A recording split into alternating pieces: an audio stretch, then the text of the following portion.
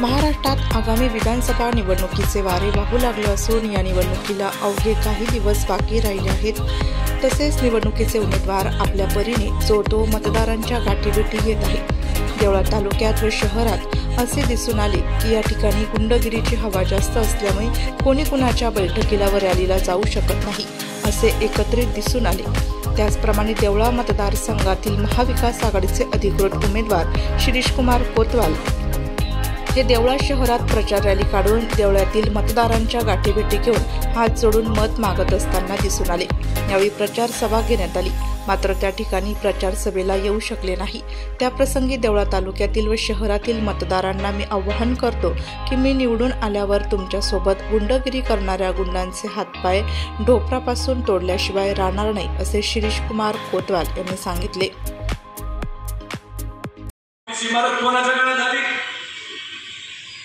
या गावातलं police station कोणाच्या काळात झालं?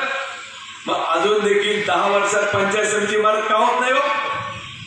अरे याला कारण आहे निकम्मे। पण या तालुक्याचं राजकारण हे फक्त ठेकेदारांच्या धाचेचं राजकारण आहे। वाढून झाली तुमची आखी नदी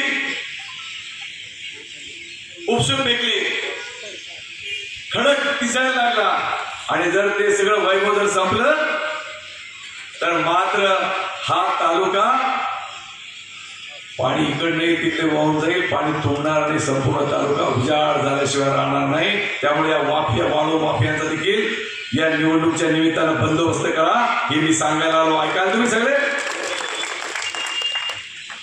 वाळू तुमची, खडी तुमची, मुरुम तुमचा, दगड तुमचा, काय फक्त सणून राहिला वाटतं मला करायचं, बरोबर ना?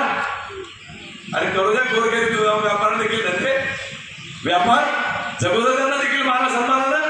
काळजी करू नका व्यापारी बांधवांनो, मी तुम्हाला आश्वस्त करतो या निवडणुकीमध्ये जनतेने ठरवलंय चांदवड तालुक्यात देखील परिवर्तन करायचं आणि त्या परिवर्तनाच्या लाटेवर तुमच्या मतदानाच्या जोरावर मी 100% निवडून देणार।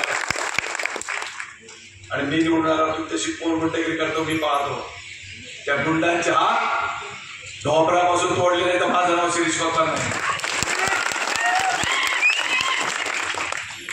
नाही चालणार असं। या तालुक्यातली जनता सोशिक आहे, सहनशील आहे आणि त्यांना शांतता प्रिय आहे। त्यांना चुकीचे व्यवसाय अजिबात आवडत नाही, ही वस्तुस्थिती आहे। कारण आपण पेठेत आहोत, प्रत्येक व्यापाऱ्याला रोज एक फोन दुकान उघडायच्या वेळेस सीएला करावा लागतो। नाशिक लोकशाही न्यूजसाठी देविदास जाधव, चांदवड।